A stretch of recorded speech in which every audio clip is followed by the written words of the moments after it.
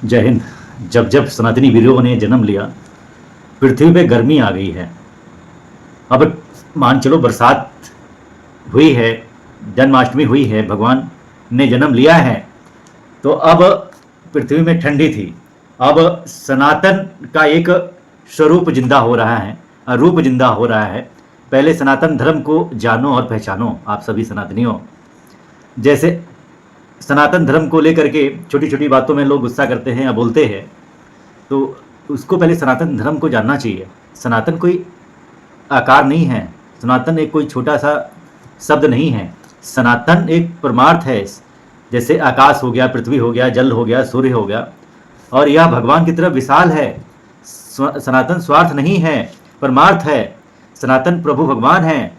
जैसे जब सूर्योदय होता है, सूरज को अर्घ देते हैं, तो वो सूरज जैसा ये नहीं है कि सूरज जो अर्घ दे उसके लिए जो है सूर्य मतलब उदय होता है, उसके लिए प्रकाशमय होता है। जो अर्घ नहीं देता है उसको भी वो प्रकाशमय करते हैं। ऐसे ही रात जो होती है सनातन में, आकाश में, जब हमारे यहाँ 9 ग्रह है तो चंद्रमा है, तो जब रात होती है तो चंद्रमा का मौका मिलता है, तो चांद दिखता है, तो सभी के लिए दिखता है। वो परमार्थ है, सबके लिए है, ब्रह्मांड के लिए है। और जो आयु बहती है, हवा बहती है, वो सबके लिए है। जो पानी है सबके लिए है, जो धरती है वो सबके लिए है। ये परमार्थ है, ये सनातन धर्म है, सनातन धर्म की परिभाषा है। और ये कोई मजहब नहीं है, मौज का हब नहीं है कि आप लोग इसको छोटा सा क्षणिक जो है परिभाषी या छोटा सा कहा जाए परिभाषा दे दीजिए।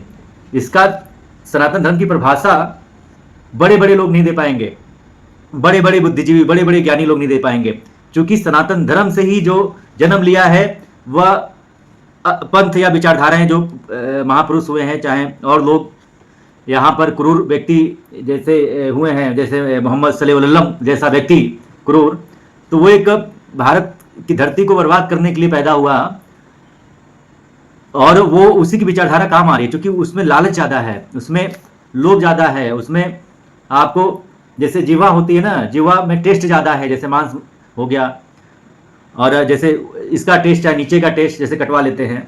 ईश्वर का स्वरूप जो होता है एक होता है, लेकिन यहाँ पर लोग, आदमी पैदा होता है, सनातन पैदा होता है, लेकिन यहाँ पर लोग जो है अपना कटवा के बदल जाते हैं और वही कटवा करके यहाँ टोपी पहन लेते हैं।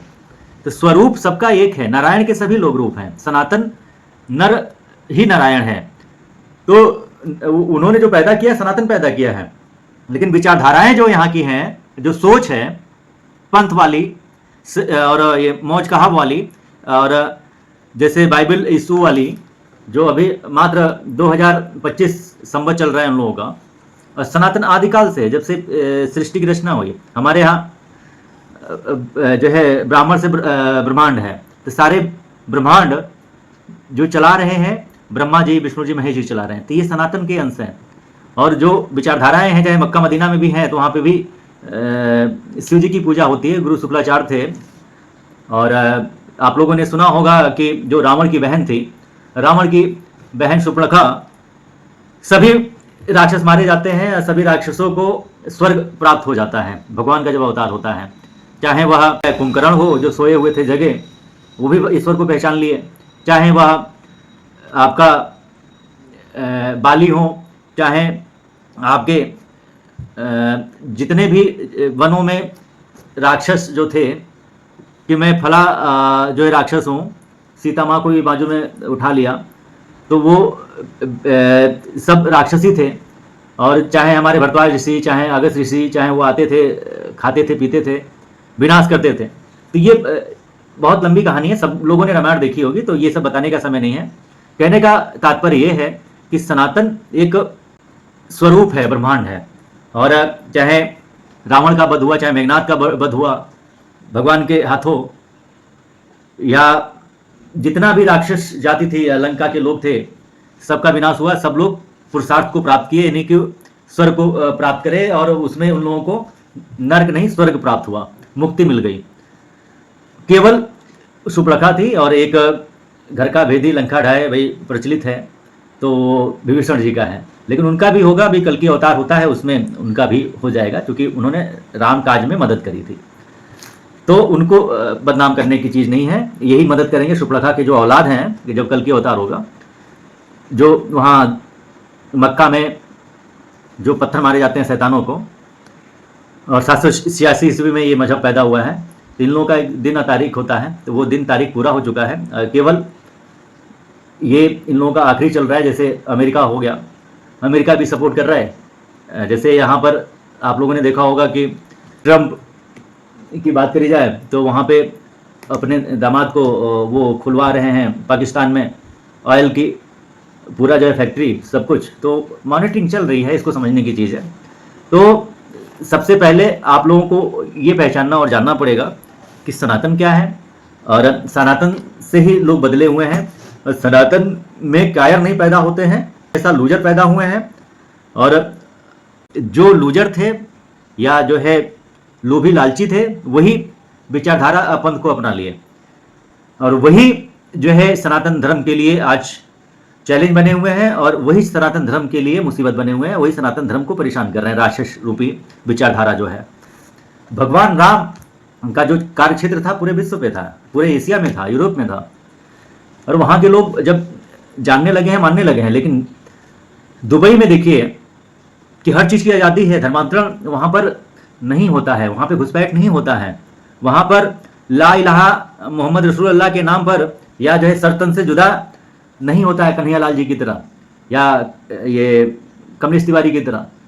और वहाँ पर ये मूवी दिखाने की जरूरत नहीं पड़ती है कि आप कश्मीर फाइल जैसे हो गया, चाहे केरला फाइल हो गया, या उदयपुर फाइल हो गया, या ये आपका आ रहा है बंगाल फाइल, तो ये सब आती रहेंगी और जिहाद ये बढ़ता चला जाएगा लोभी लालचियों के लिए। क्योंकि वो लोग टेस्ट, मैंने बताया ना, टेस्ट मौज का हब होता है मजहब, वहाँ पर लड़कियां भी बर्बाद हो रही हैं। क्योंकि ना ही हमारे यहाँ शिक्षा में संस्कार है, ना ही कानून का खौफ है।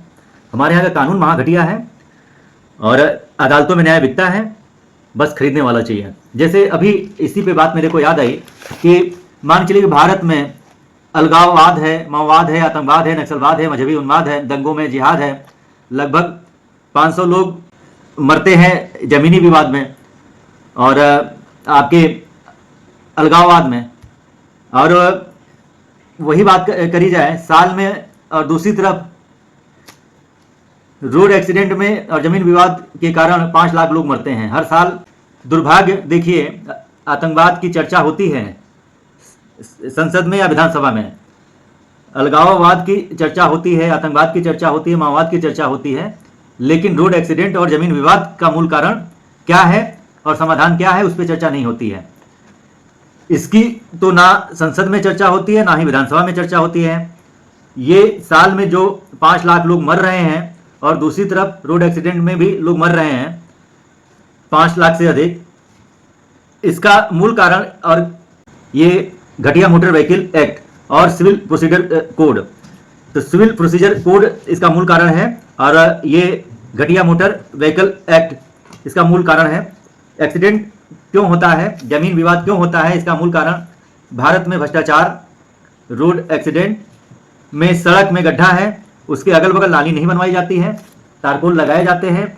और आपको पता है कि तारकोल वाली या गिट्टी वाली जो सड़क होती है, डामर वाली, बिना नाली के जब बरसात होगी तो वो पानी के आगे उसकी औकात नहीं होगी, और वो इसीलिए टूट जाते हैं क्योंकि अपने यहाँ भ्रष्टाचार है। भाई टूटेगा नहीं तो फिर टेंडर नहीं होगा, तो रोड खराब होता है, और ये जानबूझकर होता है। अपने लोगों को नेता लोग टेंडरिंग करते हैं, जनता यहाँ की को बेवकूफ़ समझते हैं। बेवकूफ़ी का ही नेताओं का एक एग्जाम्पल है कि वो बेवकूफ़ समझते हैं, लेकिन जनता आज की पढ़ी लिखी समझदार है।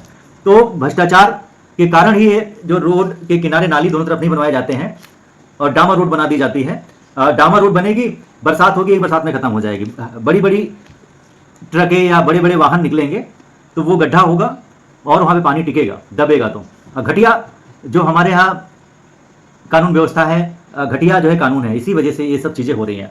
तो कहने का मतलब है, बारंबार ये बात बताने की जरूरत नहीं है। और ये टेंडरिंग जो व्यवस्था है ये नीचे से लेकर ऊपर तक का है। नेता लोग ही टेंडर अपने लोगों को करते हैं, चाहे वो शराब का ठेका हो, चाहे वह रोड चक्रोड का ठेका हो, चाहे पेट्रोल पंप का ठेका हो, चाहे वह किसी भी खदान का ठेका हो, चाहे किसी कोयले का ठेका हो, किसी भी बड़े बड़े प्रोजेक्ट का ठेका हो, तो ये सब नेता लोग अपने लिए करते हैं, अपने लोगों के लिए करते हैं।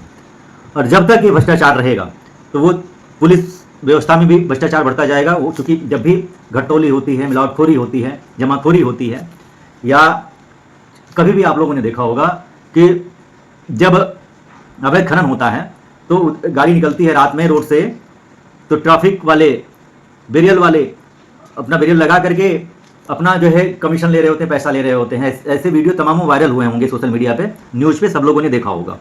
अब बताते हैं कि ये पैसा जो हम लोग वसूलते हैं, मीडिया वालों ने पूछा तो बताते हैं कि ये पैसा जो है एसपी को जाता है, डीएम को जाता है, और ये पैसा जो है संबंधित विभाग को जाता है और मुख्यमंत्री या प्रधानमंत्री तक पहुँचता है। तो ये भ्रष्टाचार ही है, तो जो कि ऐसा ये लोग बोल पाते हैं या कह पाते हैं। तमामों चीज़ें हैं, कई बार स्टिंग ऑपरेशन किया गया है, और आरटीओ ऑफिस एक दलाली का अड्डा बन चुका है। आरटीओ में ऐसे लोगों को लाइसेंस दे दिया जाता है बिना जो है ड्राइविंग किए हुए, और पैसा फेंको, आईडी बनवा लो, लाइसेंस मिल जाता है, और आराम से आप गाड़ी चलाते रहो। चाहे रोड पे आपको रूल्स ना पता हो कि रेड सिग्नल क्या होता है, ग्रीन सिग्नल क्या होता है, रूल्स ना पता हो, आपको राइट हैंड चलना है, लेफ्ट हैंड चलना है, नो एंट्री में चलना है, रूल्स ना पता हो, गाड़ी में ब्लैक शीशे लगवा लेते हैं, रूल्स नहीं पता है। और लगातार जैसे बीमा वगैरह हो गया, बीमा हो गया, ध्वनि प्रदूषण, तो ये सब चीज़ें होती है, ले लेते हैं गाड़ी। जब फंसते हैं, पुलिस को क्या पड़ी है कि आप सीट बेल्ट लगाइए या ना लगाइए, हेलमेट लगाइए ना लगाइए, वो तो अर्थदंड इसलिए देती है ना क्योंकि आप सजग रहें, सचेत रहें, एक्सीडेंट ना हो, रोड एक्सीडेंट ना हो। रोड एक्सीडेंट का मेन कारण है गड्ढा, और ये जो घटिया जो हमारे यहाँ जो सिविल प्रोसीजर कोड बनाया गया है और ये घटिया मोटर एक्ट बनाया गया है, तो इसी वजह से ये इसका मूल कारण यही है, व्हीकल एक्ट जो बनाया गया है।